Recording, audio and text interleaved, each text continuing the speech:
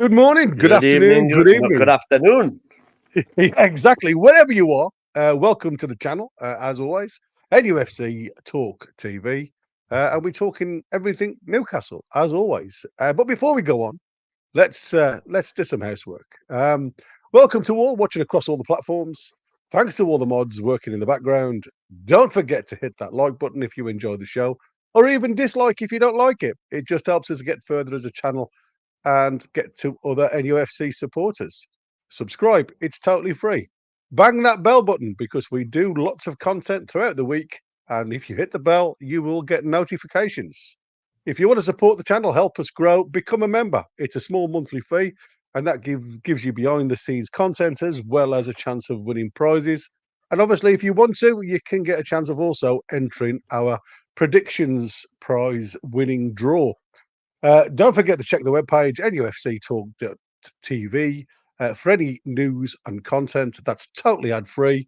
So if you want to spend 5 minutes on the loo and you want something to read, perfect. If you've got a question for me or Win, then put a Q in front of that question, and then we'll do our best to answer it. If we can't answer it on the show, then we'll go and have a look and we'll come back with the answer. Apologies for all the not mentioning everybody in the chat, because obviously you guys do just like to have a chat amongst yourselves. But anything that we see that's of interest, we will star and put on the show at some point. But if you want to guarantee it, then use your $sign, follow the instructions, and it will be read out. But anybody who becomes a member and any gifted memberships will be highlighted and thanked as we go. So, buddy, as you were totally unaware, as we were chatting in the green room, Eddie's had a conference. Eddie's had a press conference this morning about the Fulham game. Wynn thought it was at 1:30, so he's been like, sitting there. Well, I like, get notifications from the club. Oh, right, and you've had nothing today. I've had nothing. Oh, right, okay. Well, to be I fair, just assumed he would be one of the 1:30 ones.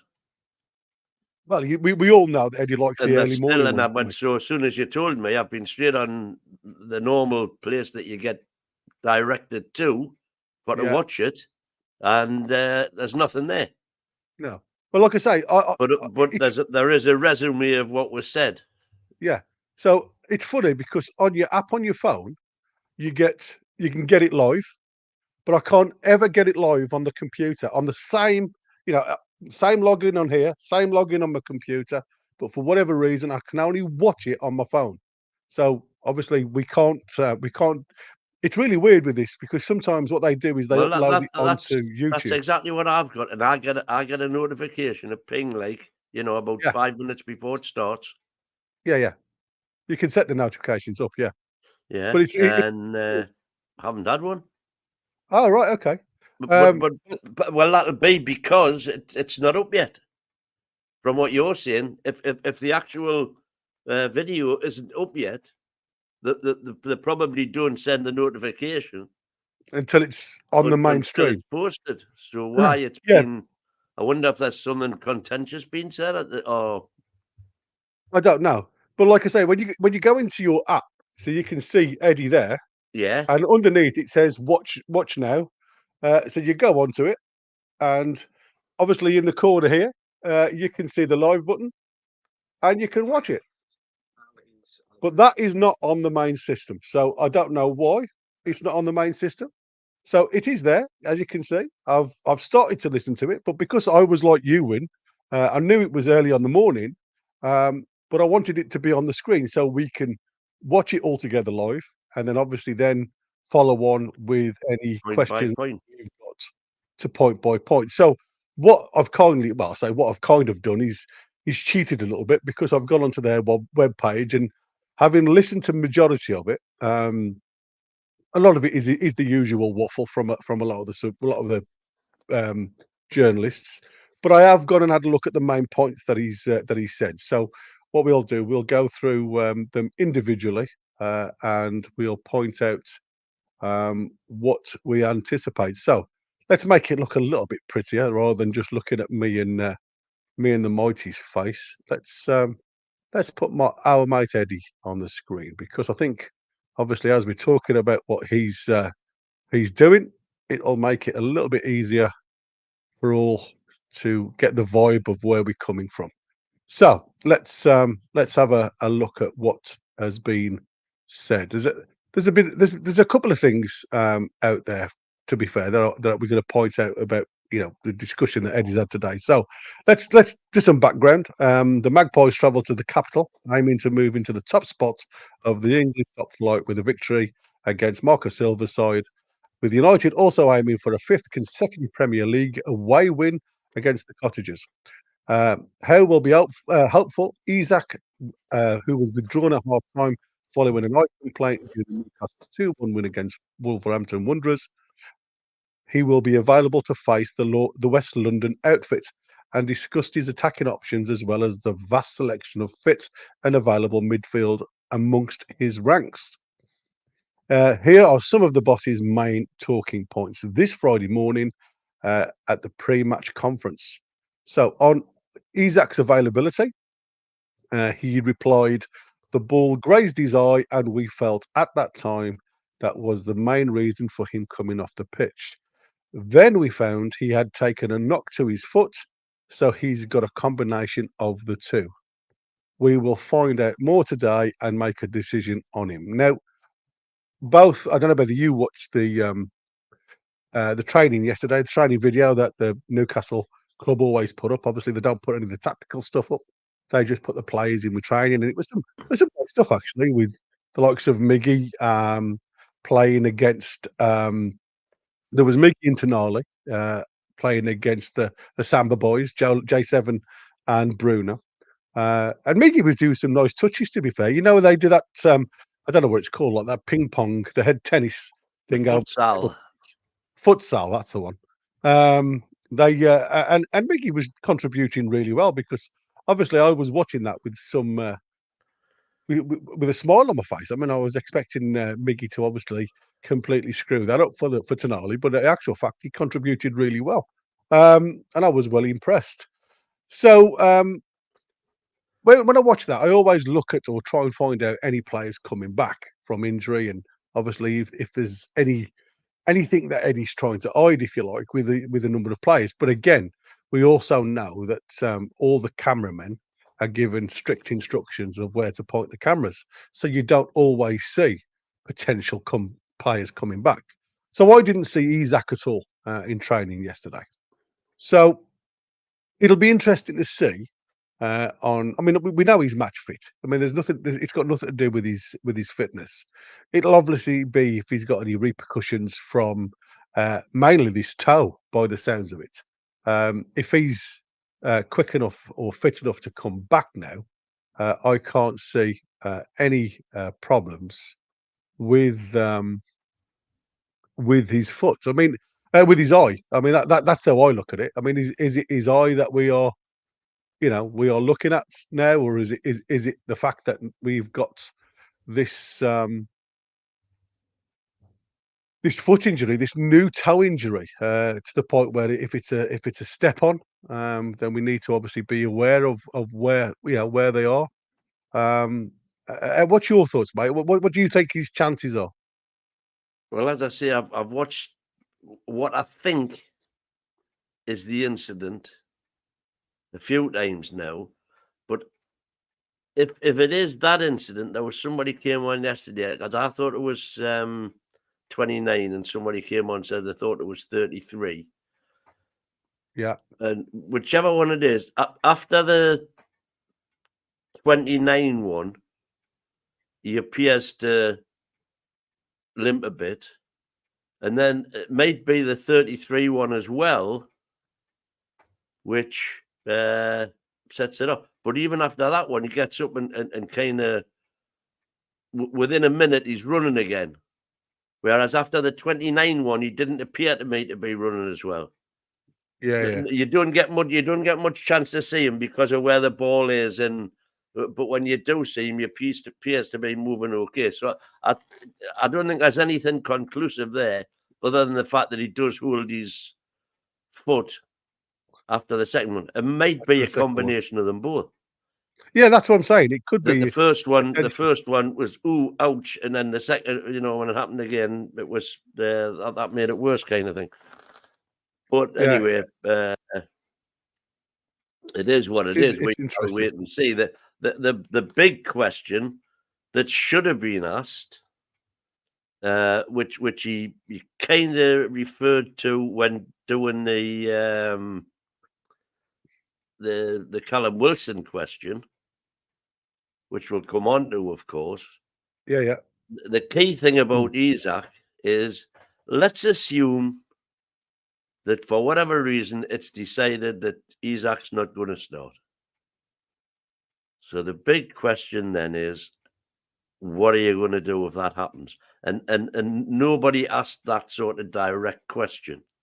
Well, they did it in a way, didn't they?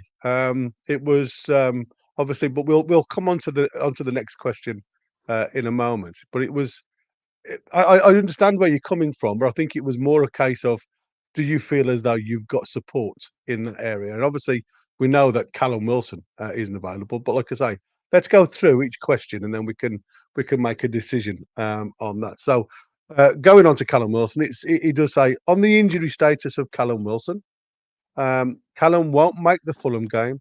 We're looking with Callum to be the next international break. So we're talking October now. So where we thought he was going to potentially come back in After this and around international break. October. Yeah, exactly. In and around the end of September. So now, After in fact. Yeah. Well, we all earmark says the Wimbledon game would be probably a good game for him to come back.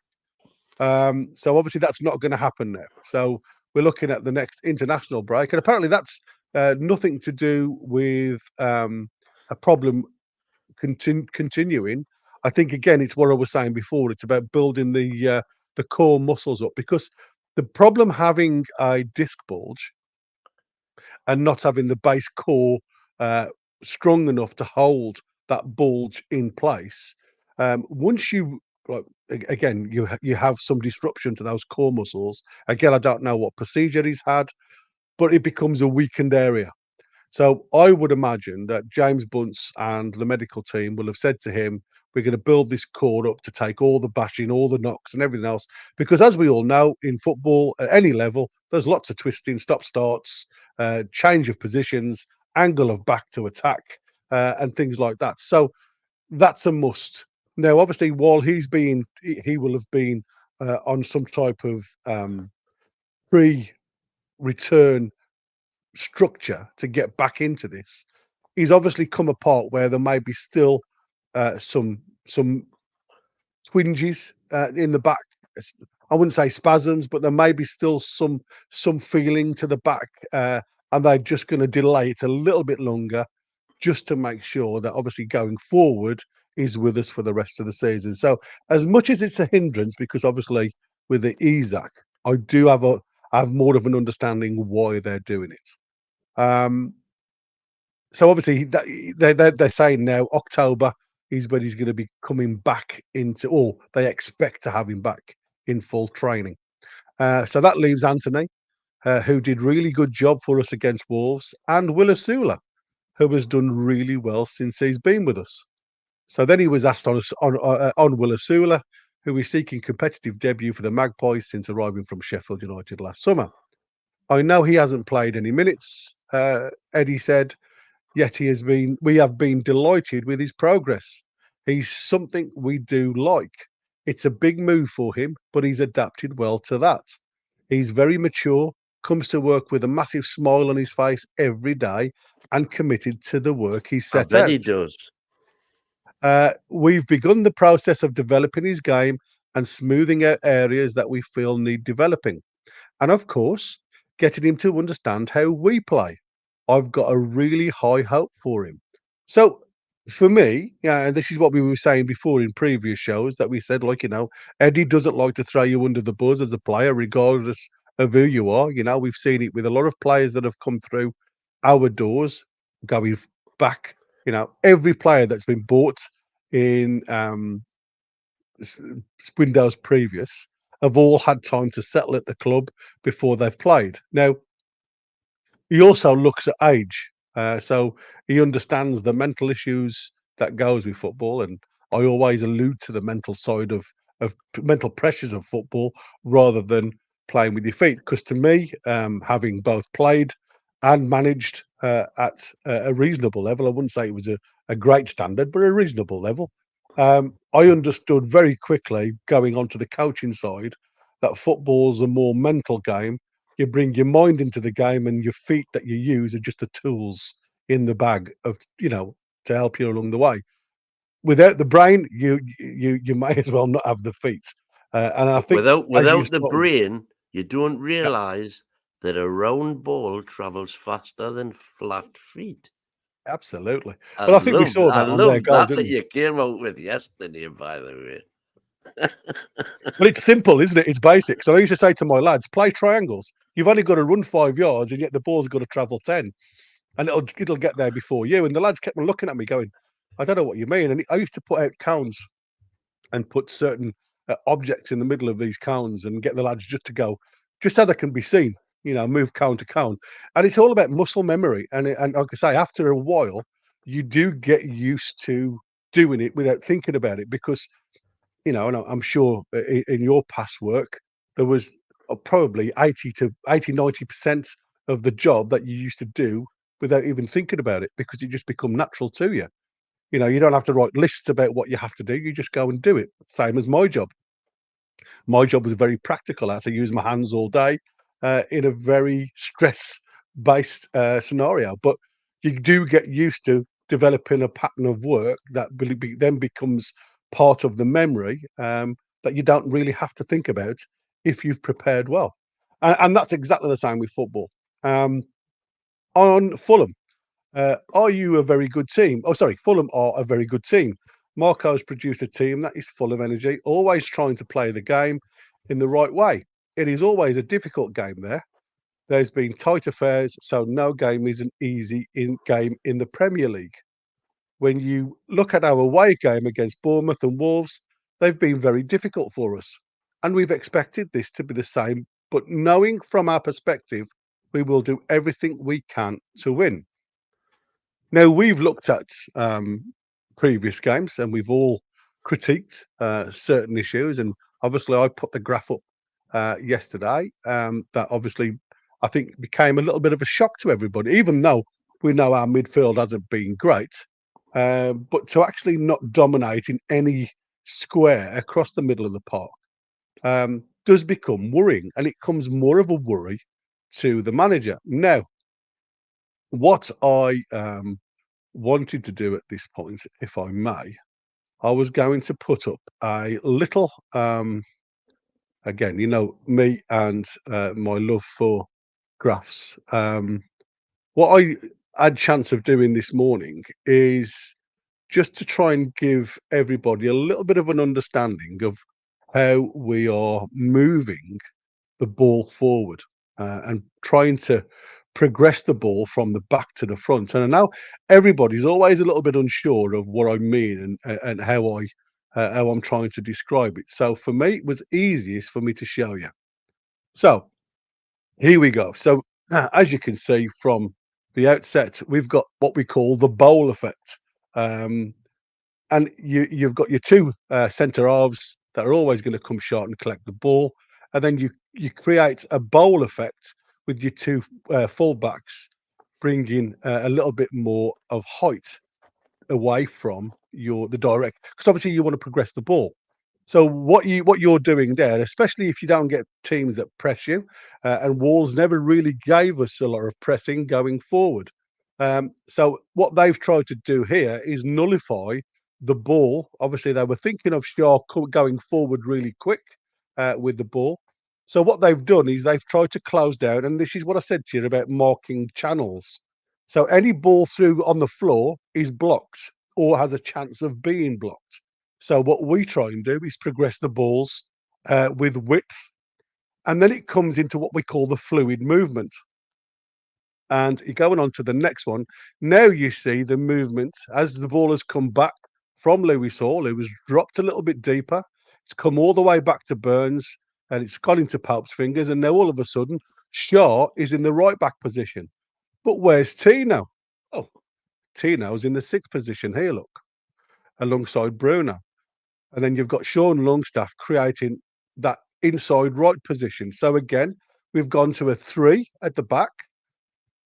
2 sixes, and trying to overspill. And again, it's about creating space. So all of a sudden, we've got fluid movement. So where Longstaff would have been here on 90% of the play last year, even though people don't realise that. And again, I can put another graph up to prove that.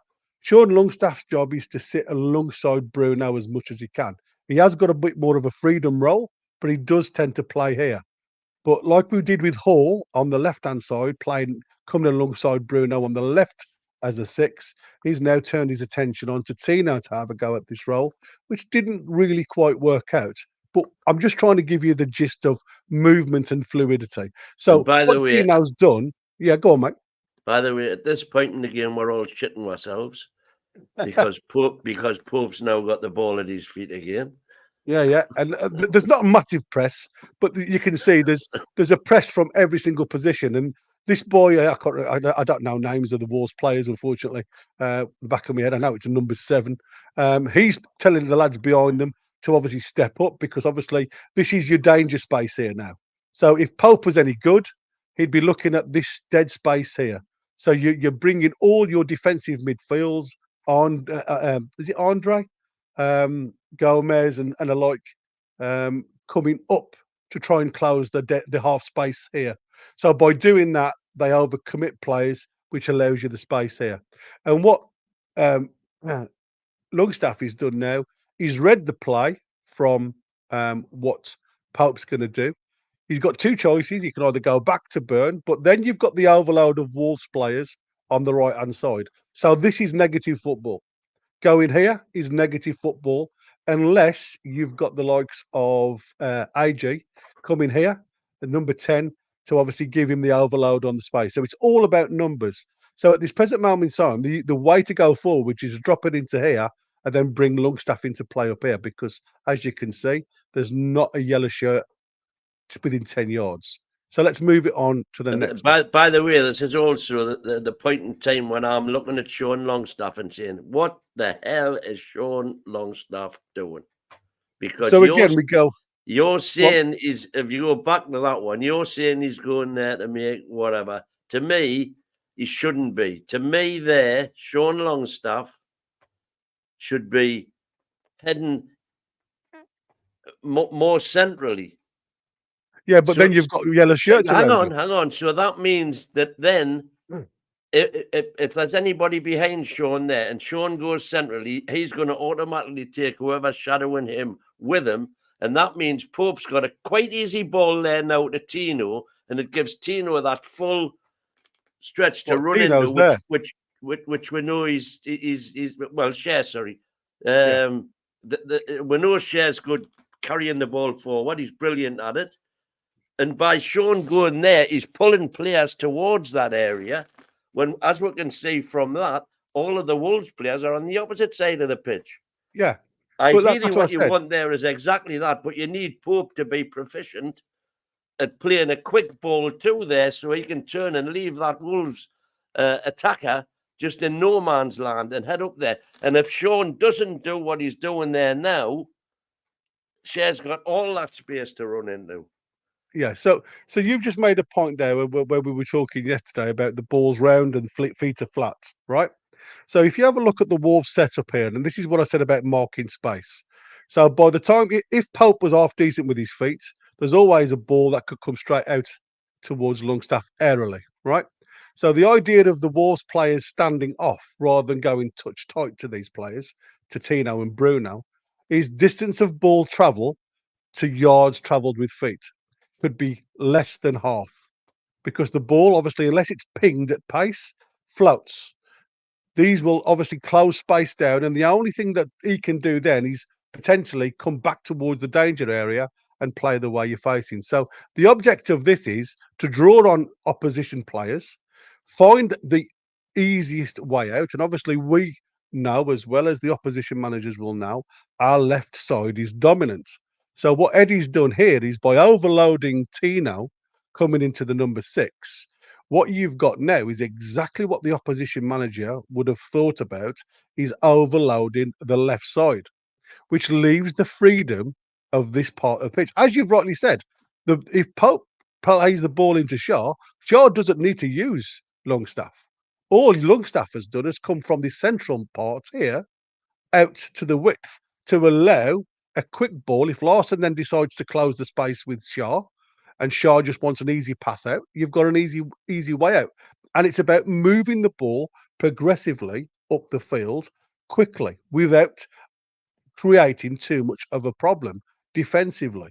So if you go on to the next one, so this is what I said about this fluid movement, because now you've got your Lewis Hall, Burn and Shaw. Obviously, Shaw is the deepest one because we know Shaw is the one who's going to ping the ball up to our striking players. Then you've got Tino again, very much in the sixth position, covering what we call the arc of the centre circle. So you can see them there, both in quite decent ball to feet channels. I mean, Tino is obviously looking to come out here, and as you can see by this Wolves player here, he's looking to close and mark that space. So that ball out to Murphy isn't on, and that's where he's. Again, this is what I said about the halfway line. So that's marking space. So travel of the ball is half the time for him to get to the player to close him down.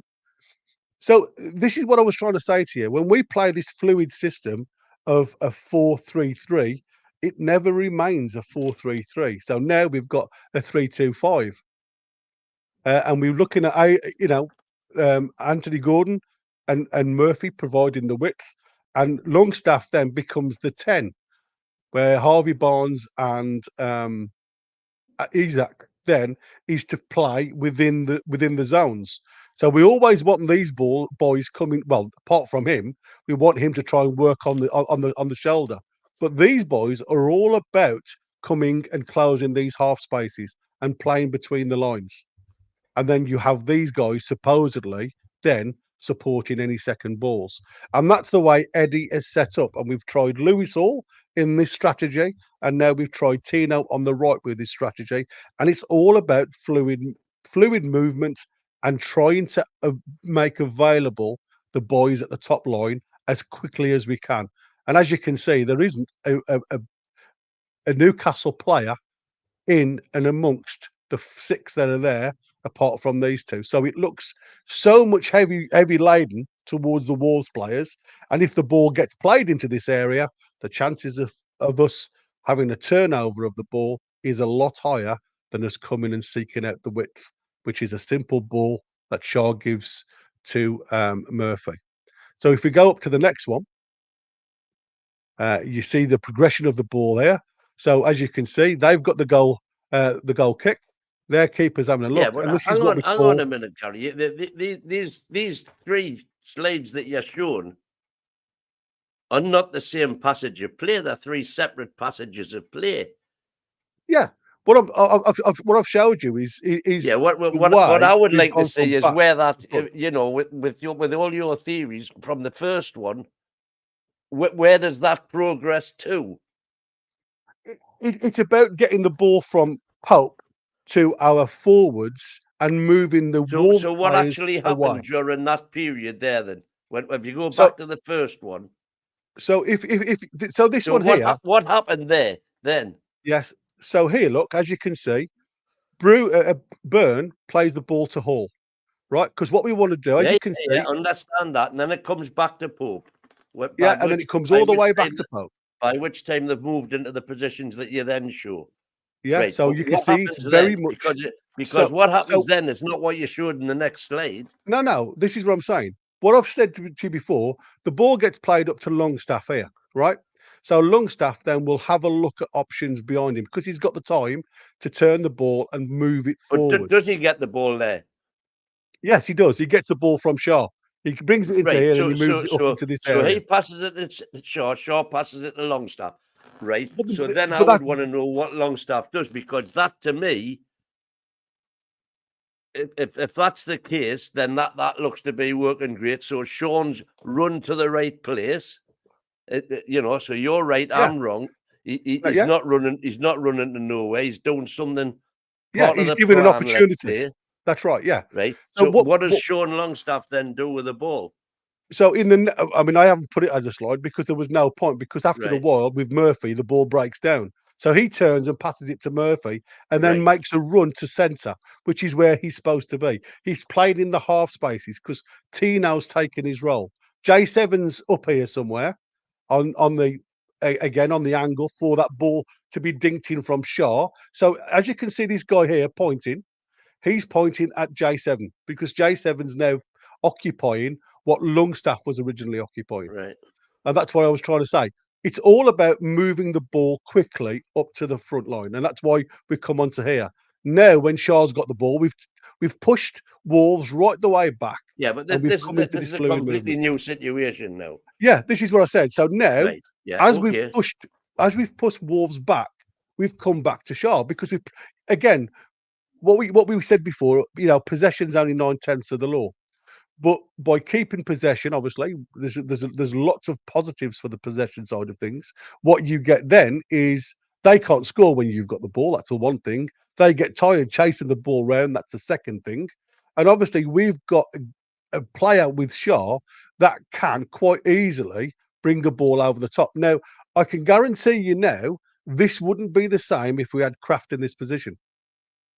You would have had Murphy in this hole here, and you would have probably had AG on the halfway line because we know that Kraft and Burn aren't the abilities for pinging 70 and 80-yard balls aren't there. So the setup is totally different when Kraft is in the team. So all the cells because they just haven't got that ability to do so. Probably going to be a little bit different if Kelly comes on because obviously he can do this. But going on to the other slide, because obviously that's just movement, fluid movement. And then you talk about the press. And this is what I said to you before. He's marking space. And the idea of the space between him and Ait Nouri is about ball travel time. So it's half of the distance that the ball can travel to before he closes the space down, which is an absolutely perfect press. And it's about stopping them building from the back and moving us out of shape rather than as we did to them on many occasions at the Molineux. And that's how Eddie set up. And it's not the high press like we used to, because before Eddie wanted these lads touch tight last season and it wasn't working.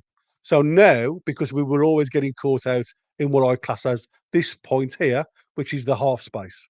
So a decent keeper, like somebody like Onana, who's really good with his feet, can drop a ball into this space, and that's where you got the likes of Fernandez, who would then turn and run into open space, and it then becomes a case of what does my defenders do or my defensive midfielders do.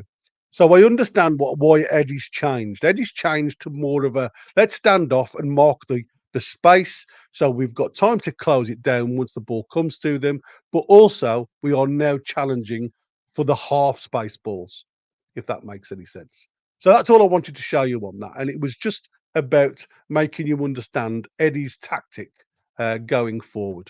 And like I say, I don't know the ins and outs of what Eddie does, but that's more or less what he's trying to achieve.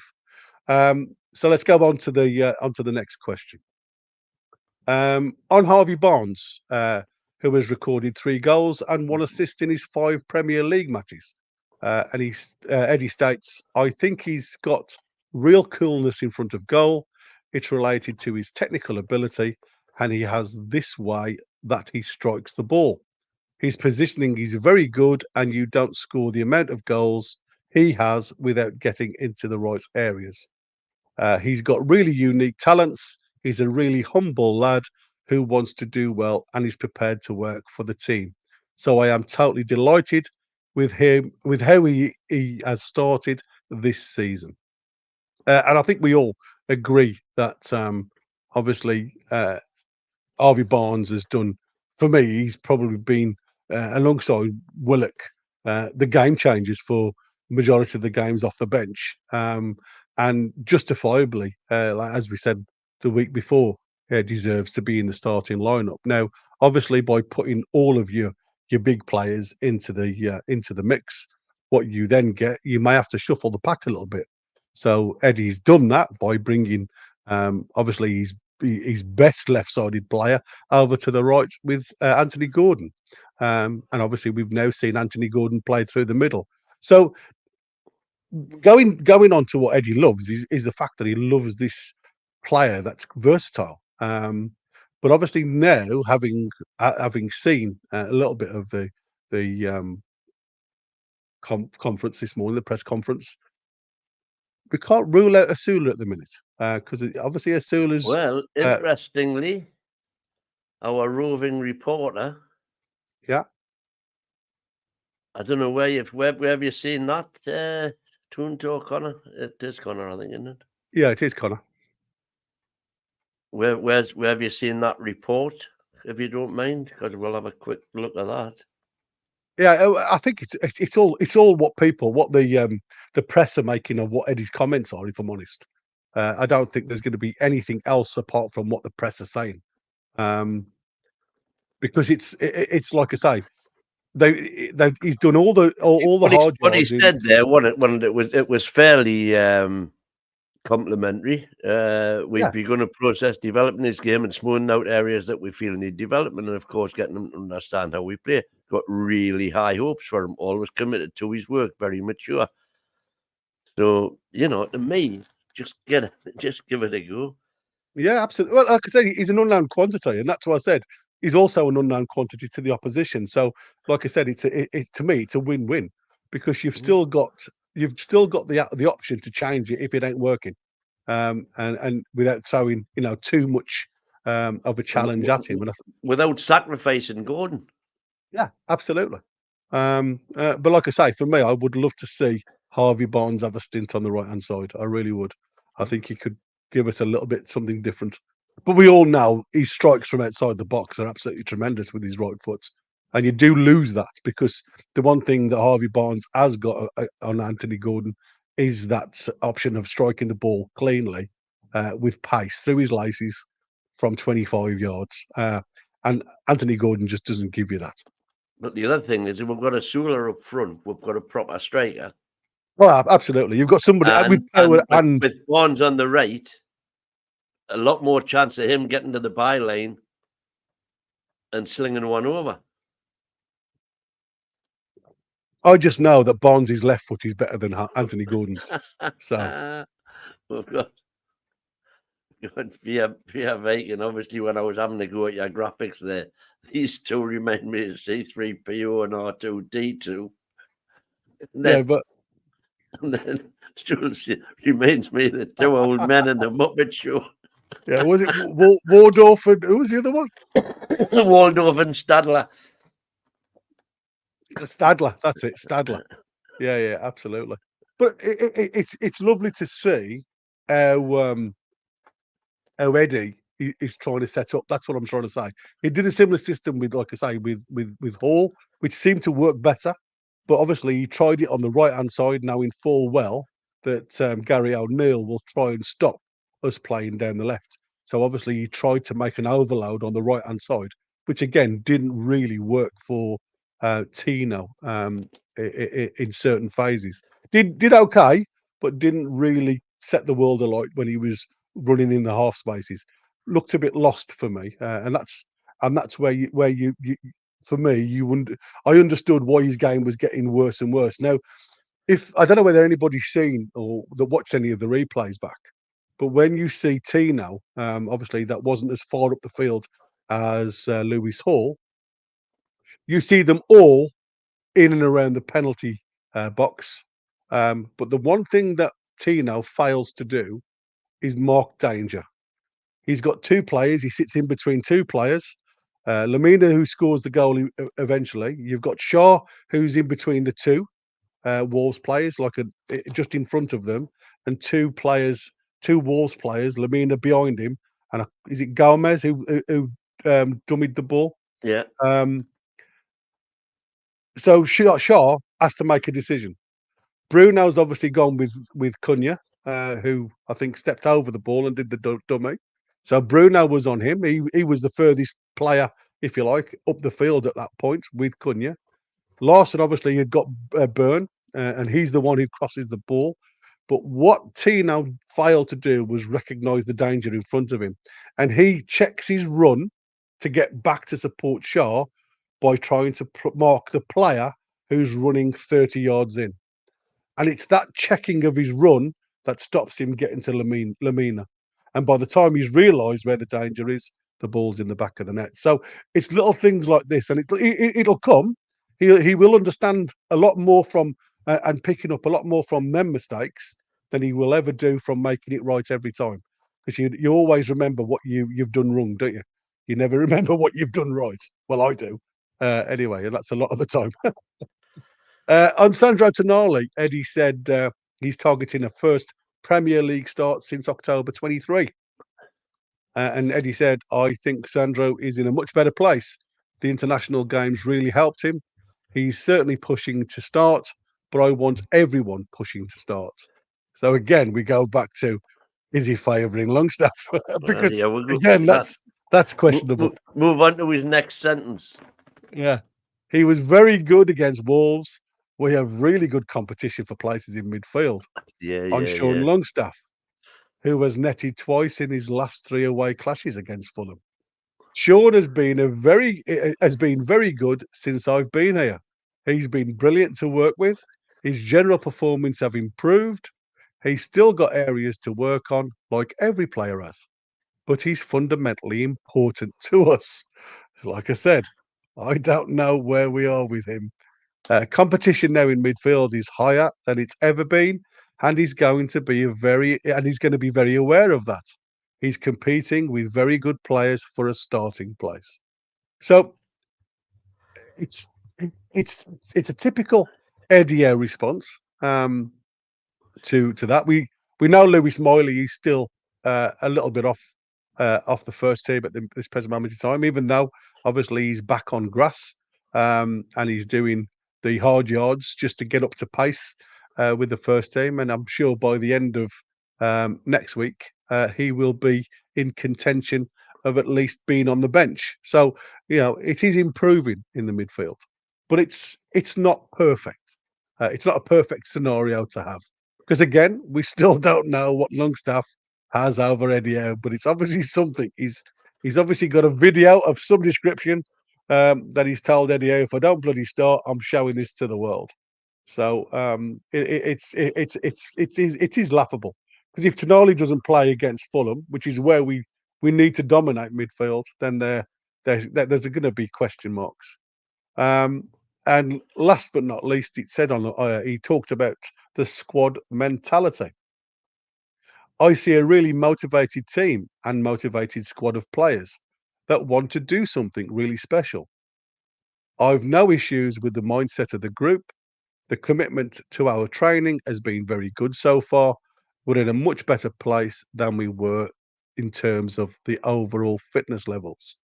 And I know everybody was questioning the overall fitness levels on a couple of occasions in the past regarding what we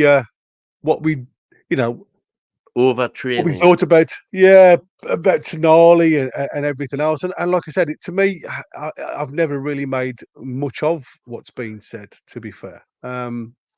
Because like I say, we knew you're always going, international players that are out with squads are always going to have disruption, and it's always going to take a while for the lad to get back in. And I mean, like I say, we're only going to be playing, was it 3 or 4 games, and we've got another international break. So you're breaking momentum all the time, and I think that's what we've got to work towards is having that momentum to continue. And when you've got a lot of these stop and starts and a lot of players in and out the squad on international level, it just creates so much disruption for the manager to try and hammer home whatever tactic he's trying to achieve. Go on then, mate. I'm sick of talking. Right. I'll let you do the chat. Hello there. Hey, David T became a new member. I think we did that one yesterday. To be fair, yesterday, but it's always nice with it being always a new nice show. To highlight. Yeah. Anyway, let's have a look here. Once again, the mighty win has been flummoxed by technology. Indeed, he has. Well, only because I didn't get a notification. I still haven't had a notification. No, but it is definitely there. Oh, right. Yeah. Tech ball, that's what they call it. Oh, tech ball. That's it. I said futsal, didn't I? Yeah, And yeah. there's I do. Beer Viking keeping me right. Yes, futsal's Futsal is indoor. indoor. All right. I'm not in. Like I say, since I've been working in the medical industry, I don't really look at all this other stuff now. I just like my footy and that's it. But it's good technical ability, I must admit. We used to do the head tennis and keep it off the floor, never let it bounce stuff. But There's some YouTube videos now going around of just, I mean, non-professional footballers playing tech ball, and honestly, it's like watching table tennis. yeah, the They're speed of managing it. to hook the ball from like 6 foot off the table onto the Yeah, yeah. table, and it's bouncing off, 20 foot away, and still being retrieved Still and then being, volleyed back. It's amazing to watch. yeah, yeah. Absolutely amazing to Yeah, watch. I'm gonna have to try and get in. I mean, I've watched a little bit. I haven't watched lots of it, but like I say, there's lots on like social media where you see these But guys you doing see that bicycle kicks and scissor kicks. the difference between doing that and playing football is completely. Oh, It absolutely. reminds me. I've told the incident a couple of times. I think I'm not sure if I've told it on here, but when the lads were training at Maiden Castle, and they used to get the crowds Yeah, yeah. watching them train in the good old days, the entertainers. And after training, official training had finished, Shearer used to always go with Rob Lee back onto the pitch with whoever the third goalkeeper was. And Rob Lee would just, for 15 or 20 minutes, would just put crosses in the box that Shearer would try and finish first time, just putting in that extra practice. So they done this day, and this was shortly after I would signed a Sprilla. So they're walking back from the pitch where they'd been doing all their extra training towards and Rob Lee tells the story that they're walking back, and when they walked back, there was a little circle of Newcastle players, which was Ginola, Asprilla, Beresford, so a couple of their players, and they're in a circle doing keepy ups with all the fancy flicks and the head and on the back and all this stuff, passing back and forth to one another. And Rob Lee says to Alan Shearer as they're walking up, and of course they've got a big crowd around them watching them doing it, all cheering all the moves. Yeah. And Rob Lee says, Ali says, you're a hell of a goal scorer, but he says, I bet you wish you could do some of that. And Alan Shearer looked and said, eh? He says, I bet you wish you could go and do some of that. So Shearer just looked at him and he walked across and he got into the circle with the rest of them. And there's him doing exactly all the bit they're on about, off his shoulder, on his head, back heels, knees, the whole shebang, keepy uppy with the rest of the circle. And then he flicks it up in the end, just boots it out the circle and away. And he goes back and joins Rob Lee, who's looking on in amazement at watching him do all these tricks. And Rob says, bloody hell, he says, I've never seen you do it like that before. Alan Shearer turned around, he says, if I thought it could get me an extra goal, he says, I'd do that for 2 hours a day. Fucking wankers. I do love the stories, though. They're fantastic, aren't they? And then they just continued walking on to the dressing room. And Rob Lee said, I was just like, yeah. Well, I always used to love that Gary Lineker talking about Maradona when he was at Barcelona. But he used to boot it up in the air by 30, 40 yards or meters in the air, and then he'd only take 2 paces. He says to bring the ball back, and then he'd do it again. And he says, and the lad never really walked more than 2 or 3 paces. Maradona, this is booting the ball right up in the air and then bringing it back down. And he says, I had a go one day, and he says, after about 4 goals, I was knackered chasing after the ball. Because there is players for certain things, and there's players that do other things, isn't there? You need all sorts. So go on, mate. I'll let you do the chat. Right. So what's out there? So that's anyway. Ian CR65 saying, I think it was a combination of the, like I said, there was 129, 133. He says, I think it was a combination of both. Right. Alan Thompson. What the Wolves game has shown us is the gap in quality in our first 11, which obviously by first 11, I think Alan's referring to the second half 11, and our second 11 is massive. That's why so many fans want changes for the Fulham game, and we're miles from a Man City. Yeah. We are. I've already done that one, and I haven't seen that myself yet, so I look forward to seeing that. I think that's coming from what Eddie said in the press report, I think. Spot on, Gary. Howe is playing mind games with Marco, the Fulham manager. Howe gives nothing away. Yeah. Longy, decent player, but Tonali is class. How can Longy keep Tonali on the bench? It boggles my mind, to be fair. Yeah, you and me both. By the way, Trolls, I don't know if you've seen it. Oh, yeah, I've got it. Sorry, I've got it.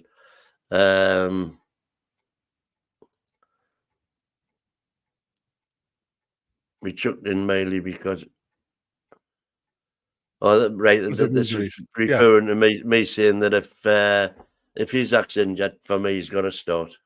Yeah. That's true, though, isn't it? I mean, Miley would never have got into the first team if we hadn't got injuries. Well, there's GTFL. Miley had been at Newcastle for a long time, trained with the first team over a period of time. Osula has only been used to us for a short time, and it's a totally different job up front. He's got to understand Eddie's way of playing. I agree with that as well. And that's why I said Eddie doesn't throw anybody under the bus. It's easy to do that. People do talk as if Osula's 17 or 18. He's 21 now, lol.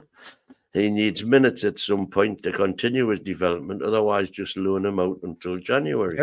Yeah, that's what we said earlier, wasn't it? It was just a case of if he's not getting the game time, then he might as well go outside and get it somewhere else.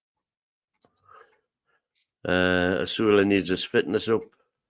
We know that with Howe. He also needs to know where to be on and off the ball. It's not just a case of putting him on because he's a centre forward. And I can't see any point in risking Isak. Obviously, he's not 100% because he's made of glass, which we all know. An inexperienced Osula is better than Gordon as centre forward. For me, I would play Gordon on the right this game. Well, there you go. So that's... Yeah, that's uninstall that and that.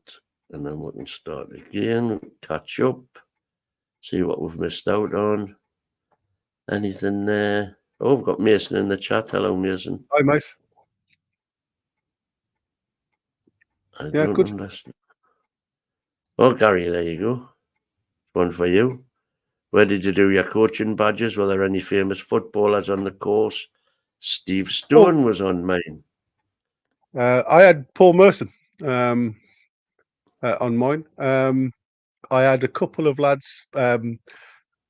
Powell, is it Power? Who was the Man City? Paul Power, was it?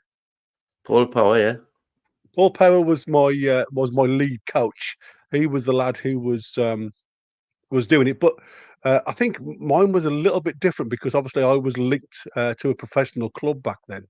I was working out in the community, but I was, as my job role, my title was community liaison. But I was obviously, when I player manager at the time, the idea of me going and doing the job at hand was to try and get an understanding of how coaching works. Because my club at the time was absolutely Boracic. I mean, no money. I was only paying my players 10 and 20 quid a game, where a lot of the players around me, I'm talking in the early 90s, were on 70 quid plus, depending on obviously the quality of them. So I had a couple of old professionals we were talking about yesterday, and I just wanted to make myself as good as I possibly can when obviously going out there and giving them the questions. But what I did then is I actually fell in love with the game because I actually understood the game a little bit more, and I always try and find a reasoning for doing something. I don't just want the lads to go out there and just play football.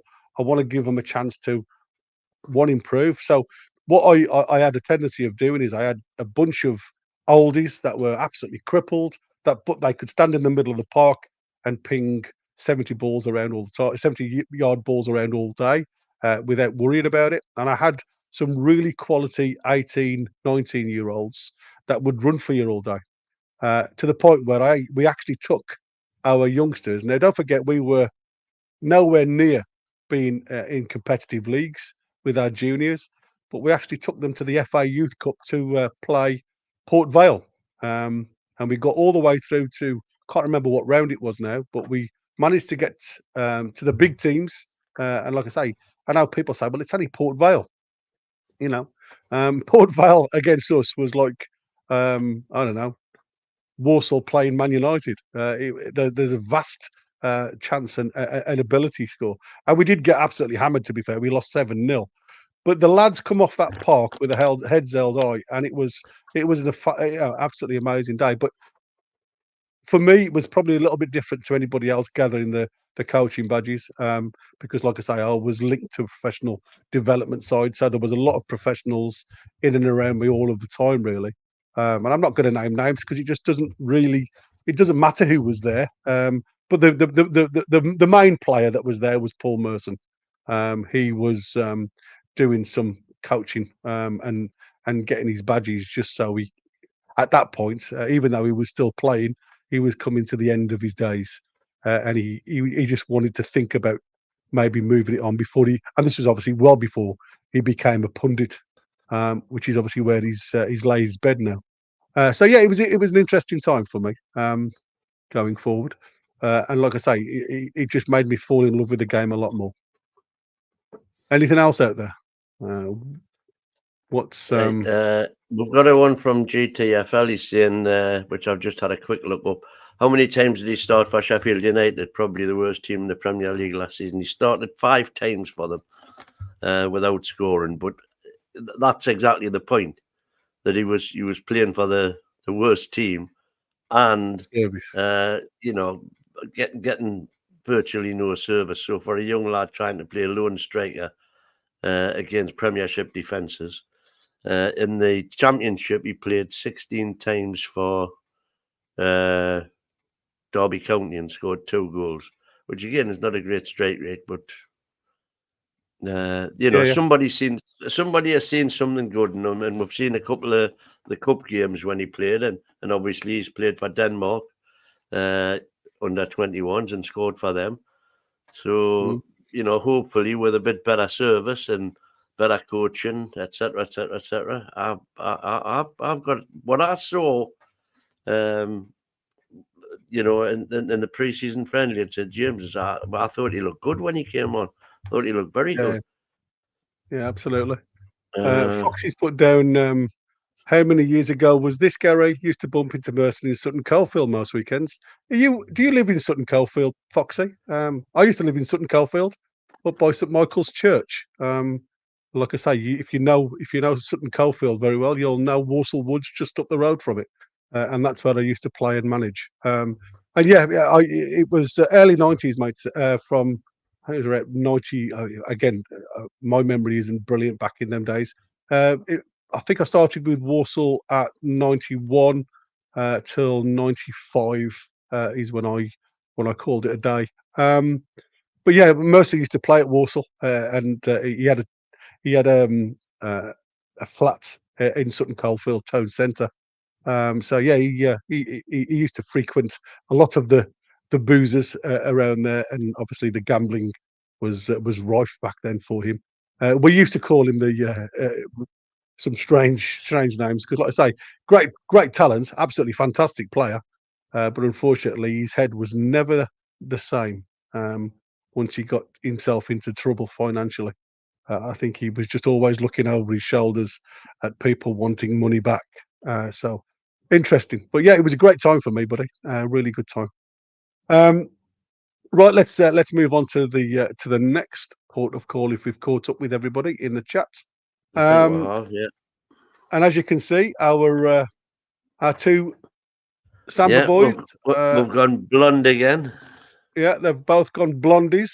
so easy identifiable in the middle of the park. Exactly. Because when Bruno went back to being dark, you're looking at the pitch and saying, "Who's that?" Because Where are you?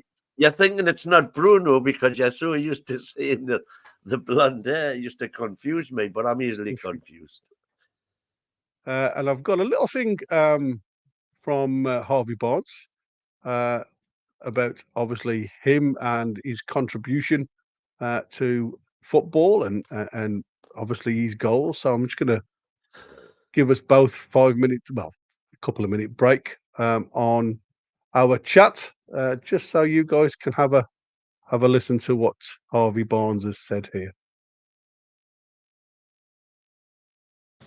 I wouldn't say the message is sort of, it's not to shoot from there. I think, as football sort of progressed and the stats sort of side of it's come into it, that you are more likely to score the closer you are to goal. So it would probably just be more if there's a better option and someone's in a better position to score, then give it to them. But as players, when you're on the pitch, you make your own decision, and if you back yourselves in them positions and you take the shot on, then that's up to you. And for me, unless there was a clear option in them areas, then they're sort of the areas that I'll look to get my shots away. Do you feel in a good place yourself, Harvey? It must have been so frustrating in your first season at Newcastle to miss so much of it last year with injury. Yeah, it was. It was a tough first year for me. The injury, and then you come back and you have glimpses of sharpness, but it's not quite there for a few months. So I think over the last few months, it's been a lot better. Having a full pre-season, having the off-season to work hard, and then I sort of feel like now I'm in a really good place with my game. I think that pre-season really does help. Does it add to the frustration when we look back to last season that such an exciting season for the club? There was a lot of chat about how many games, but so many injuries across the squad that you can't be out there helping. Yeah, it's tough. It wasn't just me. There was a lot of lads in similar situations. But when you're watching on, you're supporting the lads. But knowing that you can't be out there to help them and be involved in them big games, it's tough as a player. Of course, they're the moments you want to be involved in. 10 points from 12 to open the season. Do you feel maybe not getting enough credit for how well you've started the campaign points-wise? Maybe the performances are still to come. Yeah, points-wise, it's been a really good start.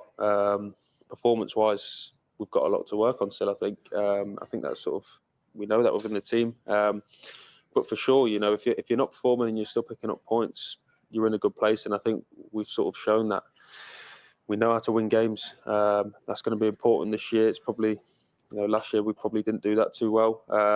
So while we're winning games and we're not playing well, we're going to be happy. Hopefully the two click and we're performing well and winning games soon. But while we're not, if we're picking up the points, we're still going to be happy.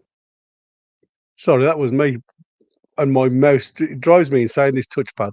It gets to the point where you hover your finger over it and all of a sudden it picks up the sensation of your finger and it's like, whoa, where are you going? And it's like, oh, stop that. It drives me bonkers. Apologies for that going up and down if it spoilt it for you.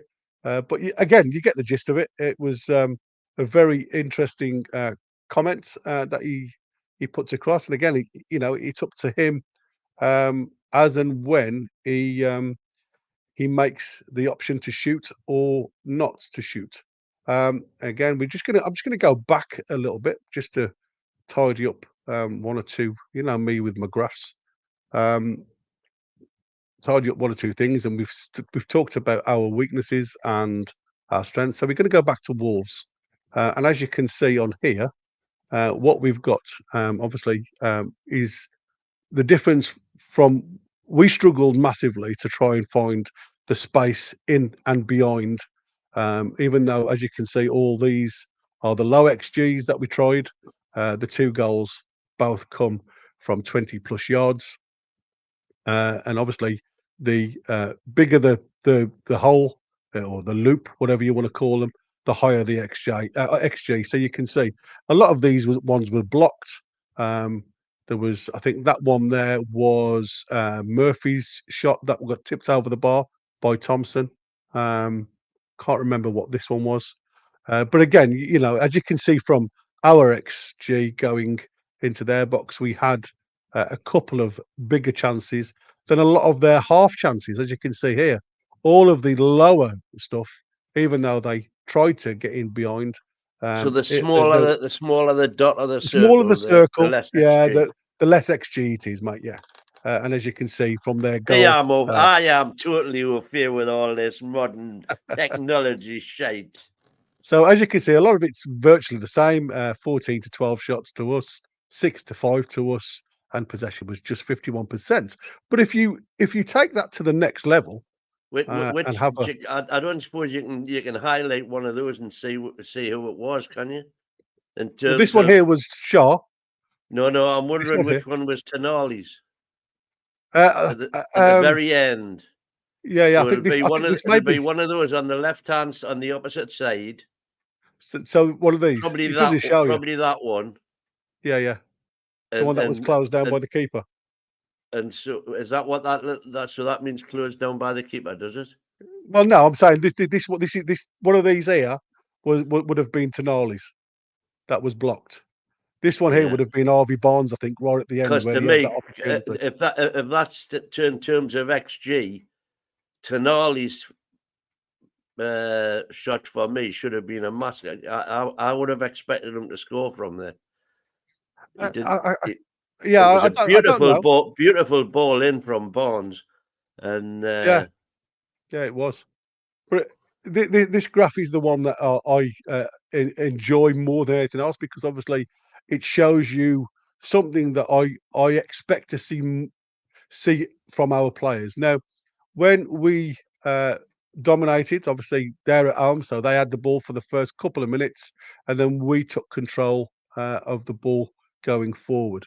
And again, when we looked at the 30th minute, when it started to become very much a narrowing of possession and dominance in certain areas, they had the break and scored. Now, as a manager, what you expect from your players is a reaction.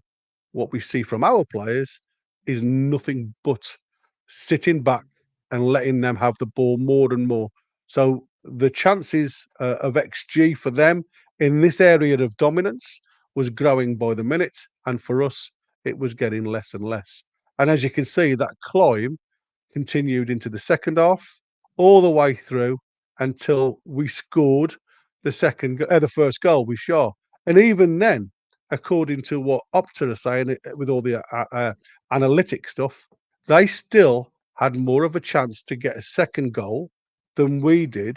And it's only until we come to the 80-minute mark, where obviously Harvey Barnes gets that second goal, where we start to obviously then take it on board and potentially could have gone on and got a third or even a fourth.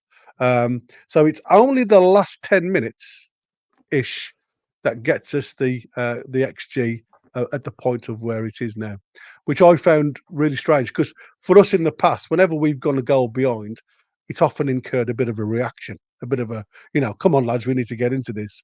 But it was far from it against Wolves. It was still very much on a standoffish. Let's keep our heads. Let's try and work the spaces as we've done. And slowly but surely, the gap starts to close and get closer towards the XG. And again, even though we scored 2 great goals, we still wasn't above them until, like I say, around about the 85th, 86th minute. Going on to the next one, and as you can see here, it states exactly that. Dominant to the start, where we had more threatening in this point. Then obviously they get the goal off a breakaway. But according to the Opta, they were starting to be more of a control. But to me, these are the points where it's very 50-50. Going into the second half, we dominated again to a degree. But then again, it's what we call the roller coaster system, where you're very much below par. And as you can see, we get the goal just when we needed to. But on what they class as being more threatening. Now, I don't know whether that's looking at breakaways and things like that.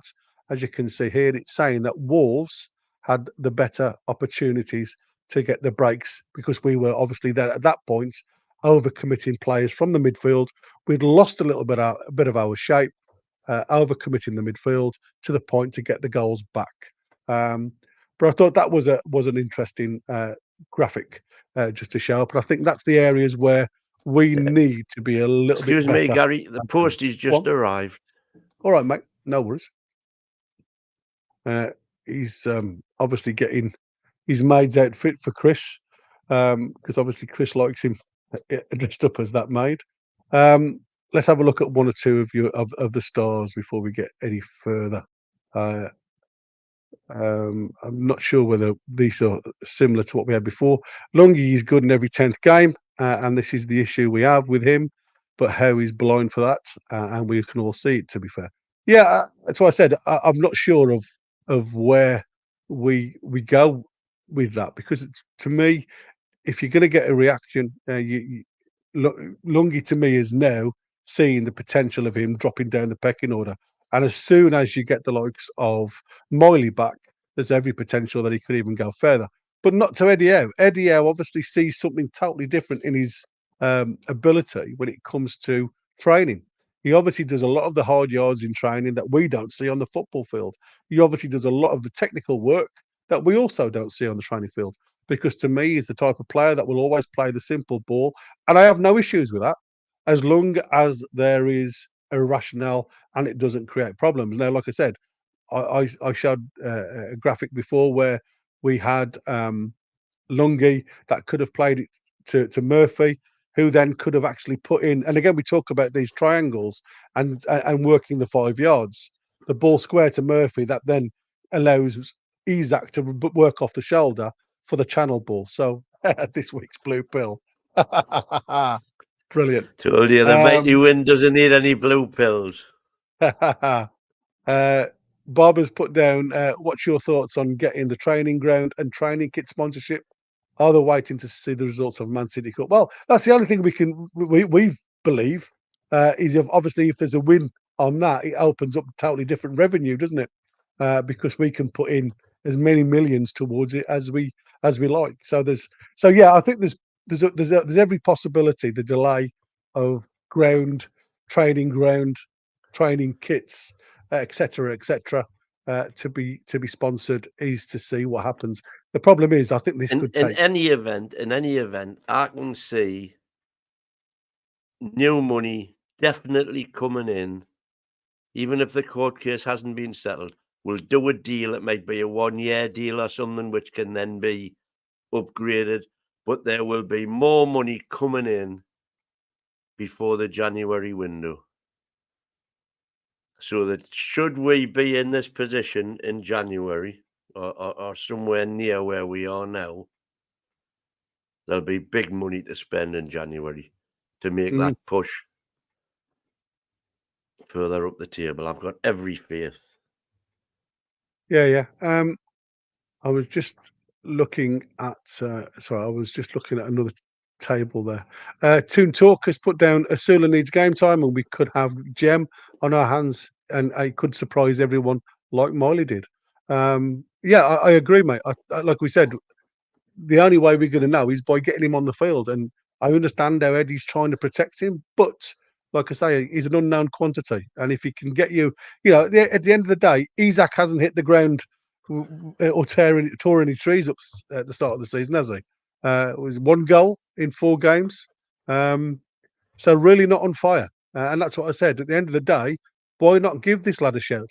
And I think, like I say, tomorrow for me would be the ideal candidate. We can't really judge him on his Sheffield United days because of the service he was getting, and that's the way I get it. Get Me Sean too. to dye his hair bright pink, then his teammates can make him. Can make him out and not pass the ball to him. Yeah, exactly. Yeah, overlook is the word. Let him mark all the space that you want him to, Gary. That's. But like I said, he obviously shows something in training, tactically, technically, for Eddie to pick him over Tonali. That's what I'm saying to you. Why is it so much the fact that Eddie doesn't look at individual technical ability rather than how the player performs to tactics given?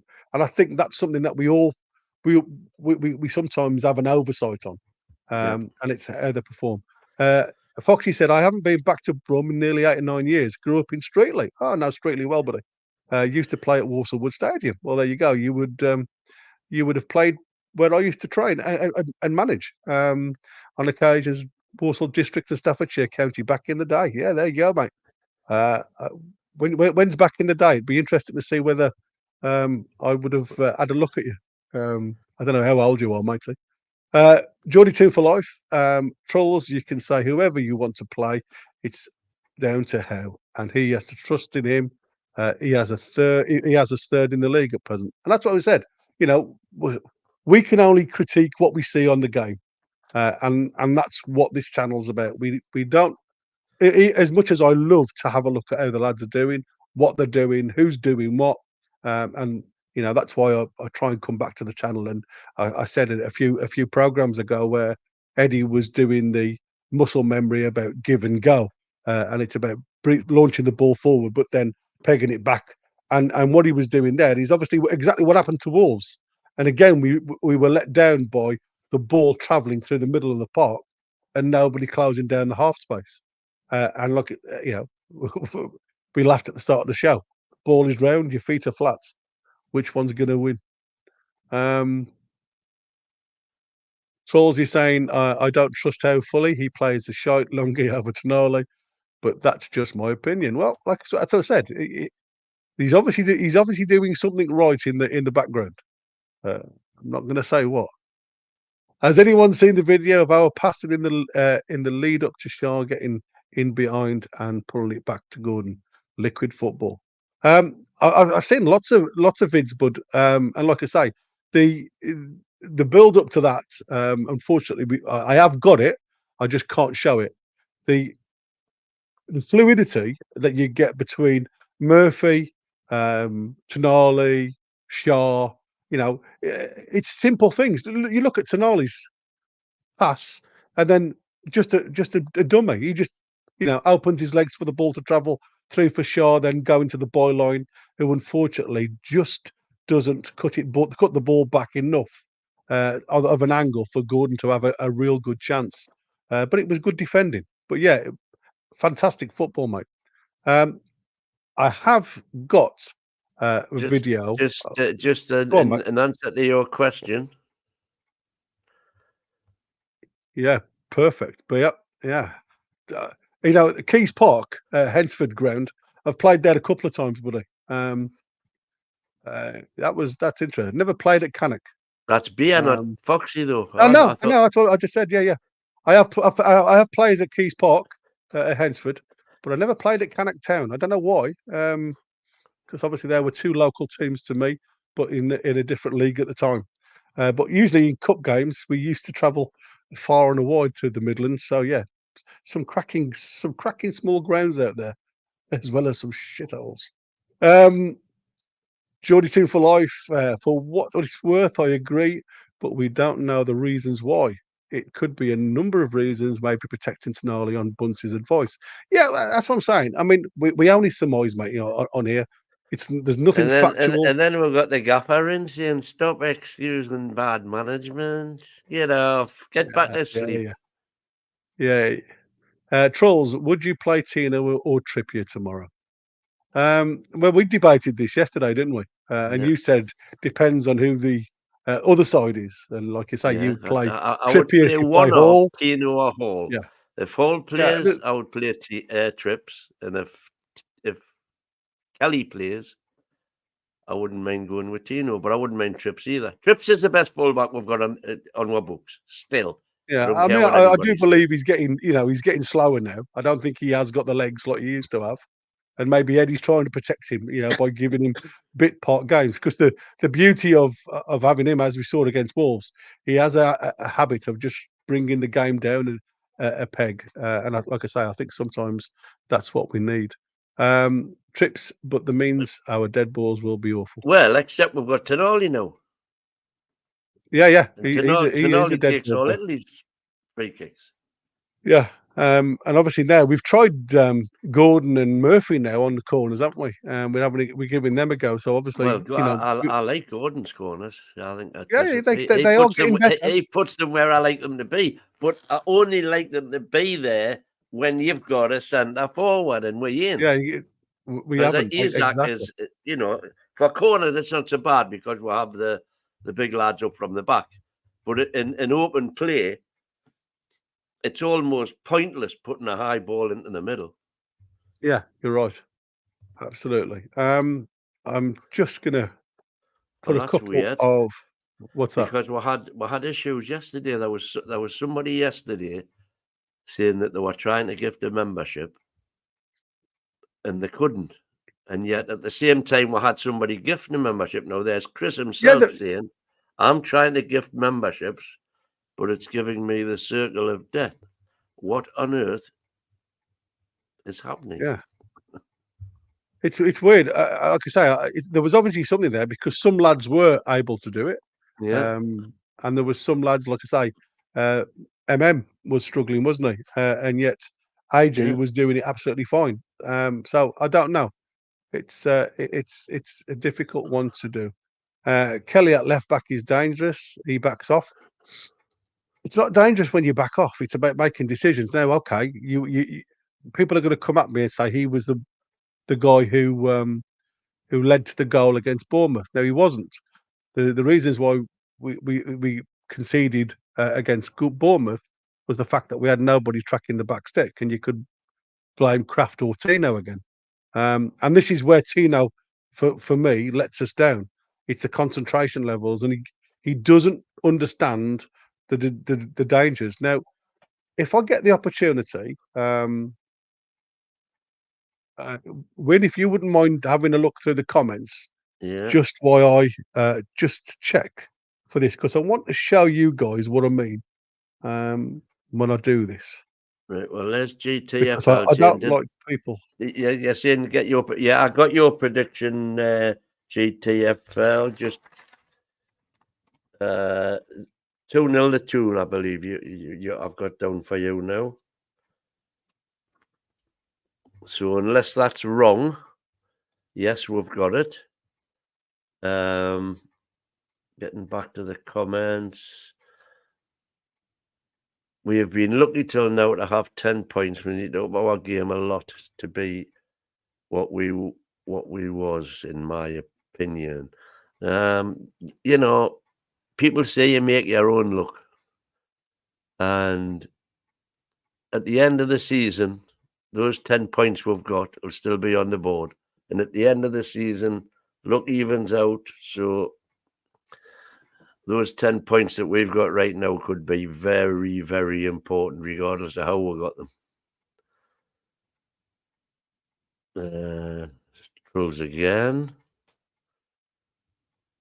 Kelly at left back. Oh, this is one for you, this, Gary. Kelly at left back is dangerous. He backs off and backs off. And yeah, that's what I was just saying. And doing that with Traore is hazardous. Now, you like to see him marking the space instead of committing. Yeah, what I used to be, when I used to play left back, I was always told by a very wily old manager, always make the decision about not allowing them to make the decision for you. So in other words, it's a case of I always wanted to be touch tight. I always wanted to get my body to the lowest point so I can, if I needed that burst of pace, I could always get down there and get to the ball. So what he used to say to me was, there comes a point where you either show him the wrong way and show him away from the danger area, or you make a challenge. Now, people are always going to say this is 50-50.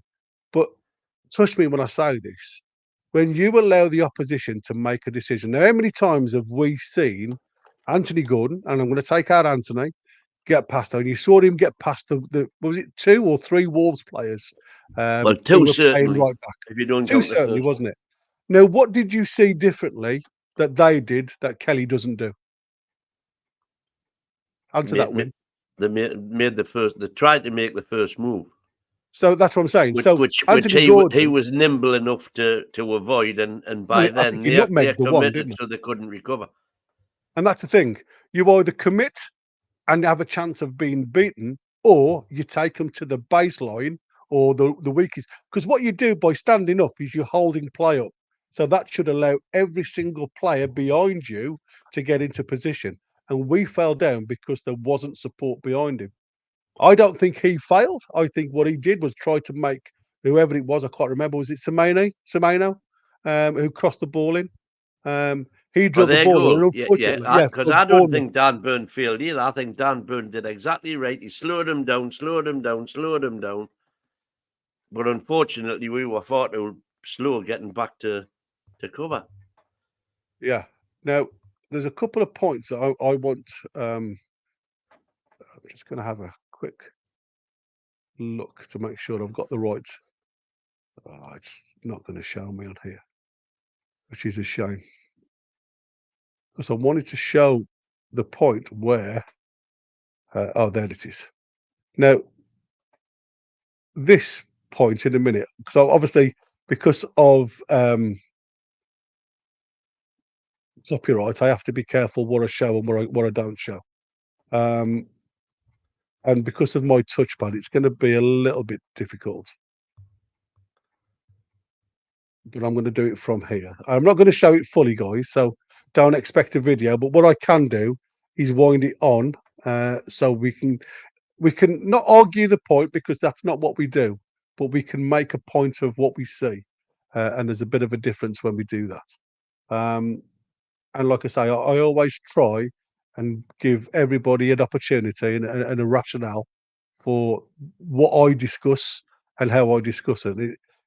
We all have times where we lose, and this is what I said. This is where we've got the ball, which is obviously Lungi, and he plays his ball up into Isak. Now Isak could have made it easy by stepping 2 yards, and that would have opened up. So the way I look at it is, when I say percentage football, it's when I say a percentage. If I play the ball to Murphy, the chances of that ball being intercepted is 75% less chance than it has for him to intercept the ball here, which it happens. Now, people said to me, well, why doesn't he look at the players overlapping? I mean, or even the players coming into support behind him. It's all about the mindset. And it's like I said, he probably never realised at this point that he hadn't got a player that was coming in behind to take the ball off him. And that's another thing. You can't always see what's going on behind. You do expect a lot of the lads. Now, as you can see at the bottom here of the screen, you have Tino.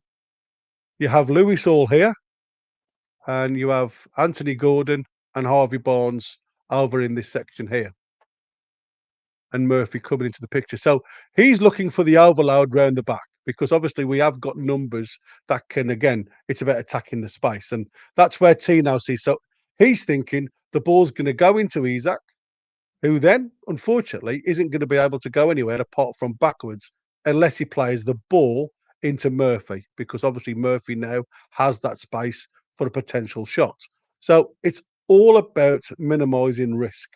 The easier ball would have been into here, and then either Murphy has the shot or he plays the ball into the space here for Isak to turn in and potentially get the shot on goal. So that's the, when you look back, and when the boys look back at analysing this, these are the type of discussions that they have with each individual player. What you could have done was come into here and move the ball into there. You got a shot off, or you get an assist, one or the other. And obviously then whatever develops from Tino at the bottom, it doesn't really matter. But obviously what happens is we get the ball turned over, and then literally in 2 passes. Now, what I love here is the fact that we look in a really dominant position. We've got 4 players around the ball in 2. You can see Tino down here. Lewis Hall is here. So Lewis Hall at this point now, because Lewis Ball, that's AJ. Lewis Hall is here. So both of them are goal side of the ball, which isn't a problem. You've got 2 players that are going to become a danger. Now, what I love about Larson is he does a little bit of a looping run. So Larson's run is like this. He comes out to where Lamina is here, who eventually is the goal scorer, and Dan Burn is with him. And then he takes Dan Burn on a little bit of a jolly, and he puts him out wide. So that brings a one-on-one situation with Shaw and Lamina. Now, but you stop it right. Keep it there, Gary, because my argument here with Sean is, right? Yeah. The kids run past him and then pass the ball to the kid who's got the ball now. As you can see here, Yeah. Cunha's got the ball. So the Sean's here. the guy to his left is the one who actually dispossessed Sean. Yeah, this And guy then- here. And that's him. And he passed it Yeah. to the other guy. Now, Sean at the minute is tracking Gomez here. But instead of following Gomez, he gets attracted to the guy with the ball who's already got 2 men on him. Yeah, but don't forget, you have got Bruno here, look. So here's Bruno, and then you've got Hall. So by going that way, in actual fact, in his mind here, he's got 2 players goal side. So this player's blocked. He doesn't need to track him. He needs to stop the ball from progressing forward. So these are your blockers. These are your runners with your players. These 2 guys here. This lad here and this lad, AG, would have been, let's get that ball back. Because again, this is where Eddie Howe loves to win the ball back high up the field. He doesn't want it to go too far forward. He wants to compress play and stop them going forward. And even if it means turning them around, which we did periodically and after the goal, to go backwards towards their own goal with the ball. It's keeping possession, but it's not creating issues regarding a defence. But for me, it isn't this play here that causes the problem. It's his run that creates the problem. And when you look at Eddie Howe in his Bournemouth days, he did a massive training which was open to all. And if I can find it, I have got it saved somewhere in my files. I will have a look for it, where Eddie Howe does a lot of what he calls selfish running, and it's just running into space and dragging players away. And it's like a case of all he's saying to his lads at Bournemouth: if you don't make that run, we don't score. And that's all it is. So that's what Larson's done here. He's made the run to create space behind him for Lamina.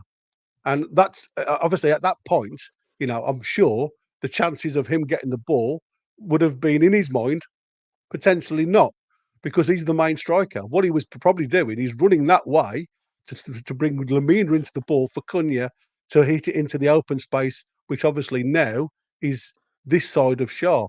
Now, if we go down a bit further, and you said to me that you don't blame Byrne.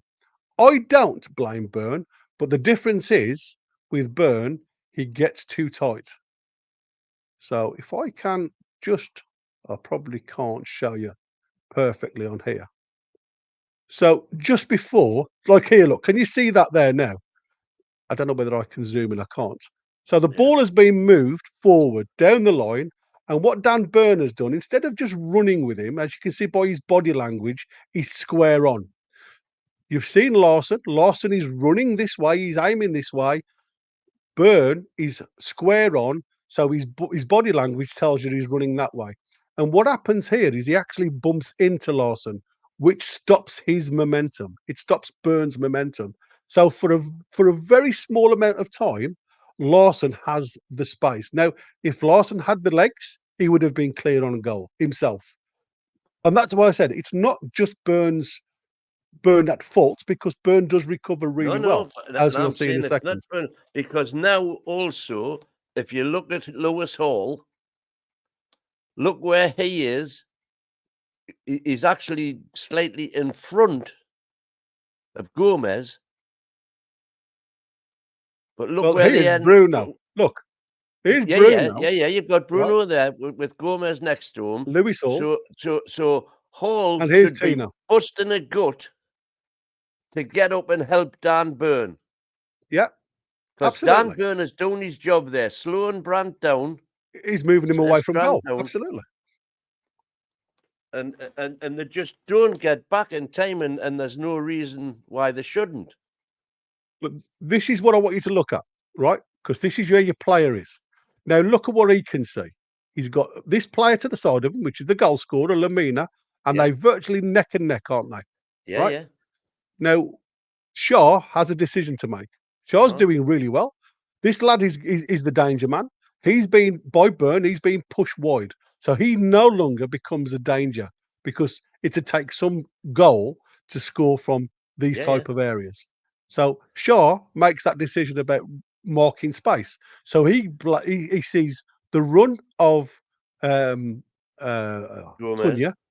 or Gomez, Gomez here, And then after a couple of yards, because we all know Bruno has no recovery pace, he is Mr. One Pace man, right? Gomez gets in front of him. And I'll move it on a little bit so I can show you. So again, as you can see there, I'll stop it there.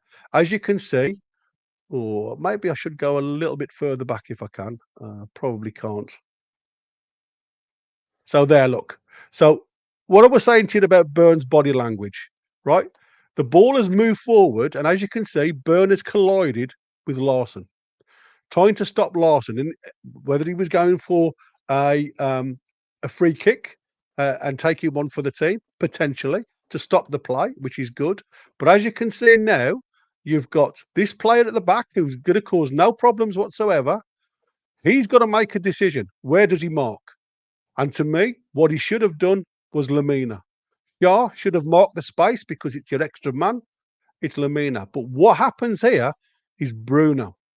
Bruno, again, Mr. One Pace, cannot keep up with Gomez. And Gomez is quicker on the run. So we get an overload in this position here.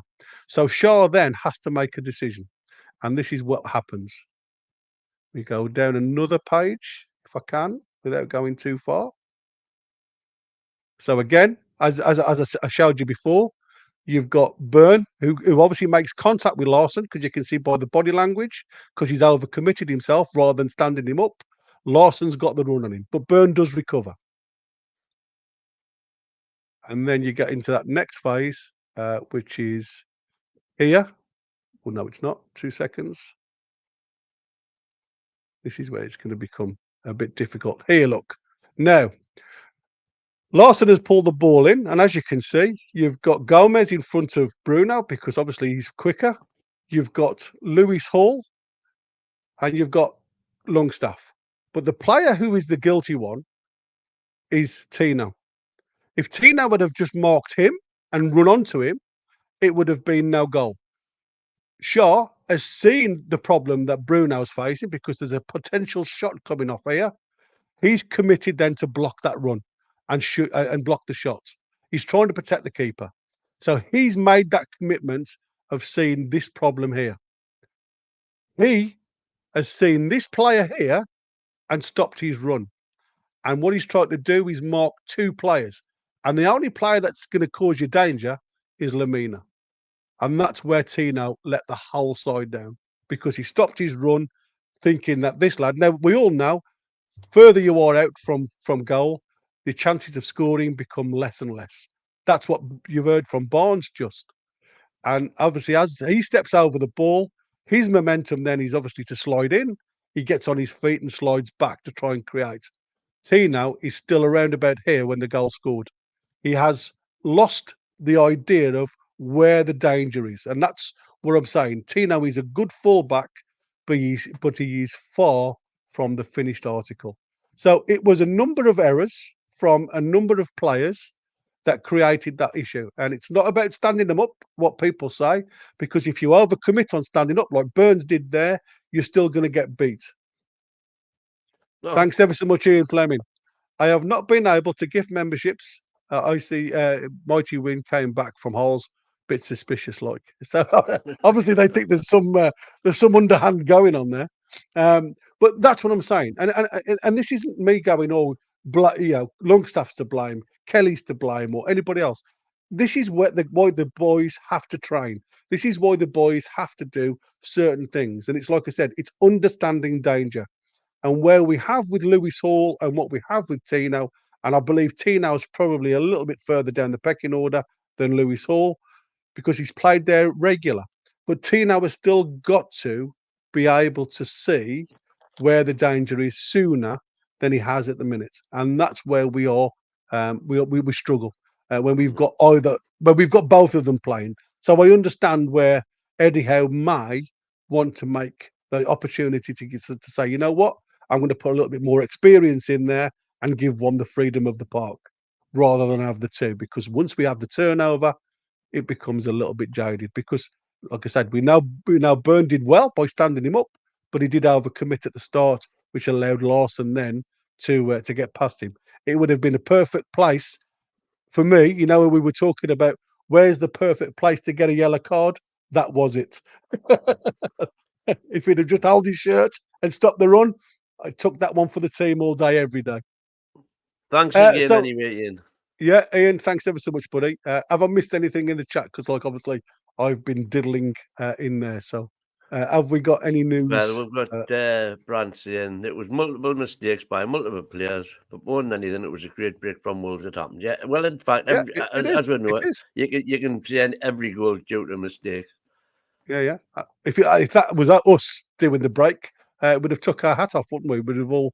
And clapped. that's Chris saying, yep, the membership's not working. We're saying massively affected us this month, but that's what you get when you depend on YouTube. Anyway, thanks for trying, folks. Anybody who's tried to gift memberships, thank you very, very much. We'll have to get that sorted. Yeah, absolutely. But obviously, what I need to do now is obviously, because I don't want to be the person who just knocks the guys. Let's have a look at some positives over the last week 4, I suppose. So this one is again from the other 14, and this is heading duels success rate. So obviously, this is the lads doing well, and Dan Byrne sits at the bottom of the list on 10 headed chances, and he's I think that's right, isn't it? Headed duels lost is 8, and headed duels won is 10. So he's just above the 50% percentile. But we all know Dan Burns. Sometimes I don't think he knows where the ball's going to go when it comes off his head. But he's just above the 50% mark. But he is literally on the scoreboard at this present moment in time, which is good news. And the other one to show you when it comes to that is this one. We're going up into the midfield, and people are saying that obviously certain players aren't doing good. So let's just make a bit of an inroad into this one. And as you can see here, we've got progressive passes in week 4, and 2 players, Bruno Guimaraes with 24 progressive passes, and Lewis Hall on 18. So, again, you want as many Newcastle players on this list, especially from your midfield, because obviously that's where you're expecting to get the ball forward at the optimum point. And obviously we've missed the likes of Fabian Schär, because obviously I would imagine at this point, with 4 games in, we would have seen Schär's name from the back, because he does like to get that ball progressing forward really quick. So there you go. Isn't it funny? And again, it shows statistics. Yeah. Because in your progressive passes list there, you've got Southampton, 4 players. So they're doing all the seemingly right stuff, four separate players in the progressive passes more. And yet, but don't forget, a lot of this, matey, would have included the game against us when we went down to 10 men, and we had 9 players at the edge of our box. Yeah, at one that's point. true. I suppose that's true. Yeah. So they are going to be in a false area, unfortunately. So I don't take all of this for granted, because there's usually rationale. But I mean, it's like the Crystal Palace top 2. You expect Man Cities and things like that, and it's really funny because but this is just the other 14. This is without the top 6. So Man City the top on in there. Yeah, exactly. Well, that's what I'm saying. So you can see how everybody else around them is doing the business, and that's what I'm saying. I take us out the big hitters at the minute, because we aren't in that pack yet. We are going to be, but it's how we are. But we are. Well, I wouldn't say argue the point. I still think we have a long way to go before we can consider ourselves as that big runner. I still think the likes of Aston Villa are in front of us regarding depth of squad, and that's until we can get a bench that we can rely on week in, week out, and it's getting there. I still don't think we're going to be. To me, it's the also runs. That's how I look at it. We are the also runs. because now we're starting to see Well, we'll have continuation. to agree to differ season. on that one. I know, mate. I know, and that's what I said. It's all about depth of squad for me. But it is nice to see that even though we've started really poorly, you know, you can see that Bruno isn't as bad as we think, and that's what I was trying to say there. And going on, I think I've got one more to show you. I may have. I say I may have. Oh yeah, I have. And this is this one. I don't know whether I've already seen this. And this is a comparison, like we've just said about certain individuals playing and certain individuals not playing. And who would you put in? And like I say, it wouldn't surprise me if you start seeing Kelly in Burns' position very soon. So what you get here is, as you can see on this chart, is combined blocks and clearances per 90. And again, it's nice to see that we've got 4 players on this one. Again, marked on the other 14, as Wynn said. Dan Burns played 360 minutes compared to Lloyd's. Kelly's he's blocked 5-1, clearances 11. Lloyd Kelly. Total of 12. Now, you know, when I look at that, when you've only played half the amount of times than your counterparts, it just shows you he's not done a bad job. When he's blocked 1, people will say, well, that's his job to do. Well, again, what that table says to me is that you know, that summarizes exactly what we all know, that we have got results without playing well yet. Because we've relied on good defense. Because if you look at all the rest of the players in there, virtually, they're all in the relegation squad. They've all had because they've had so much more defending to do. They've obviously got more blocks and clearances. Yeah, that's what I said. So, but that's we are well and truly in that block with 4 players in it, because we are doing a hell of a lot of very good defensive work. Yeah, that's what I said. And that's to a degree it does work. Emil Kraft for me was player of the season before. He's certainly been a world, not a worldie, but he's certainly stepped up to the plate, hasn't he? And he's contributed been really well.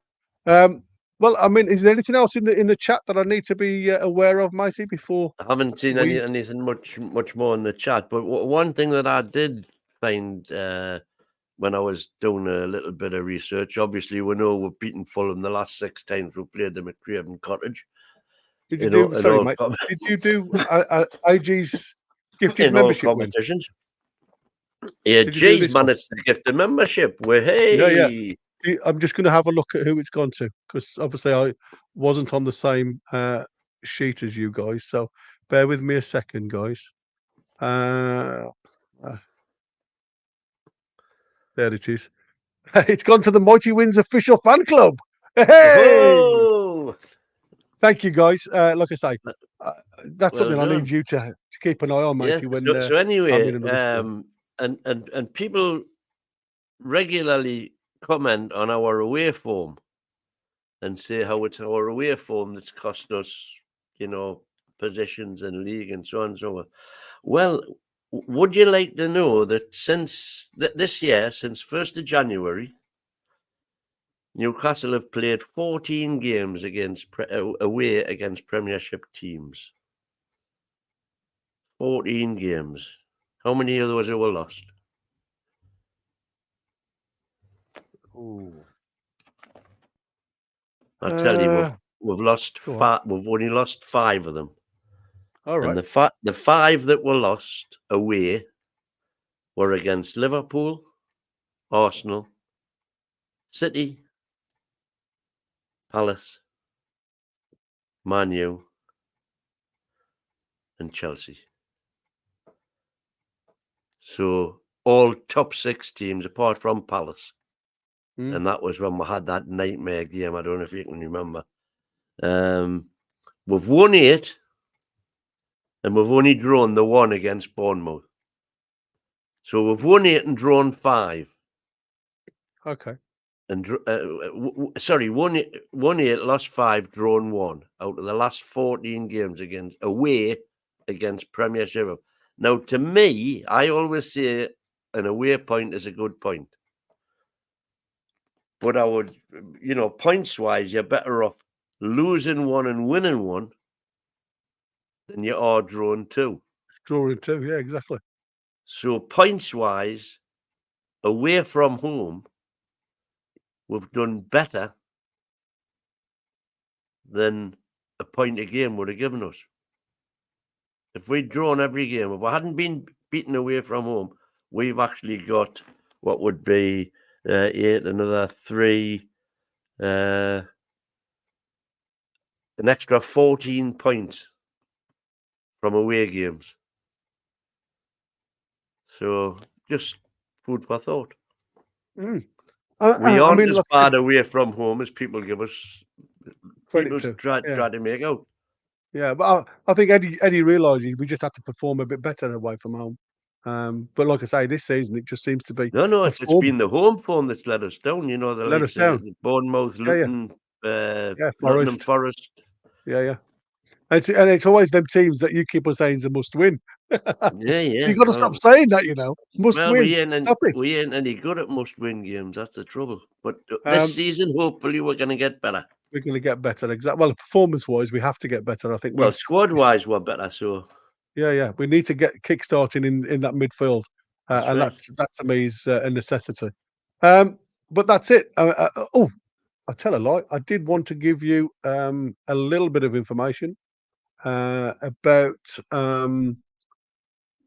travelling. If anybody's travelling to Craven Cottage, apparently I've just had a look, and at this present moment in time, the referee is going to be Peter Banks. He's the Liverpool-based official whose most recent Newcastle game was the 2-2 draw at West Ham. The VAR guy was going to be Robert Jones. There's no issues on the Metro for anybody coming on the Metro into the city centre to then catch the train. There's no Piccadilly line service all weekend between Acton Town and Uxbridge for anybody going there. But if you want to check availability and around London, then please go on the disruption updates that's online. And apparently there's no scheduled rail disruptions as well. So it should be quite a nice journey down there until you get into London. And I was just going to have a quick look. And the 3 little words reference for the pub that everybody's going to be drinking in, if anybody uses 3 little words for that, is we will win. That's a lie. That's a lie. I'm going to say, I'm sure that's not true. And I was just looking at Magpies at Fulham in the Premier League era. So we won 1-0 with Guimaraes. And then it goes all the way back to the 2016-17 game where we lost 1-0 there. And then before that, obviously, it was very much us losing in those eras. If you look on the head, it's funny that if Fulham beat us at Craven Cottage, they have a habit of beating us at St James's Park as well. They've done. Yeah. We've only lost twice, I think, and the twice that we've lost, they've done the double on us. The double, strangely. But so the last we've won the last 6 games there, including the cup game. Yeah, we have. So from 2001, this is just Premier League, not cup games. So from 2001 up until 18, when we won 4-0 there with Shelby, Perez, and Shaw and Rondon scoring, we'd only won 3 games in 16 years.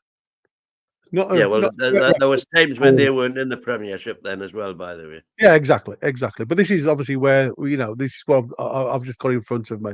So it wasn't a great record before 2018, but since 2018, like Win has just said, we haven't lost at Craven Cottage. So let's see if we can continue that form. It'll be interesting. And just if anybody's interested, the under 21s is live streamed apparently on the app. So if anybody wants to watch the game, obviously they're at home to West Ham at Whitley Park this evening. But like I say, it is free to anybody that's got the app. The game kicks off at 7 p.m. And it's the usual admission arrangements. if you've got a ticket holder, or it's £3 for adults or £1 for concessions at the cash turnstiles. Just by the by as well, just in case they happen to be in the chat and haven't been joining in, George Eaton and Brian Scott. Foxy, you're in. We still haven't had a score for you, but you're going to have a membership. Brian Scott and George Eaton are the last two we are waiting for Fulham predictions, which need to be in before kickoff. Yeah. So cool. Foxy, me and you, Foxy, are going to have a chat, buddy. I've just had a look at what you've put there and where you played. It was a little bit after I virtually had hung my boots up by then, to be fair. Started to play cricket at a decent level. Don't know why I went from football to cricket, but it was just to support some of my anaesthetic buddies that wanted to make a team up. And I'd never played cricket. So I think I was telling you, never played cricket from when I was in school. And then I got thrown into becoming cricket captain. I didn't know the rules. So yeah, that was a fun time. But yeah, we'll have to have a chat, matey. And if you haven't watched last night's show, you will be redirected to it so you can watch it on replay. Also, our pre-predicted lineup comes on at 4 p.m. So we've got you guys are on later on. Is that right, Win? Yeah. And then we've got a panel at 9, or is it 10? 9 to 11, and 9. 9 to 11. There you go. So again, we'll be with you talking a little bit more. But hit the bell and you'll get all the notifications. Yeah, I'm going to say if you do that, then you won't be surprised. And again, just follow, subscribe, hit the bell, share on your social media, do all of that stuff. Come on, join in, hit the likes. That's the main thing, and tell all your friends about us. Spread the word. There you go. I said that without even moving my lips. Look, there you go. Perfect. Well, that's it, boys and girls. Yep. Again, thank you so much for everybody's involvement. It just makes the show really work well. I hope you've enjoyed a little bit of the tactics that we've managed to find out and give a little bit more insight on Eddie's fluid play and how he tries to make things happen on the field. Unfortunately, it's not happening perfectly, but in time, I'm sure it will. Not happening perfectly, but the results are still coming. Exactly. So it's good night from him. And it's a good night from him. See you next time. How are the lads? And lasses, who we'll talk about later on.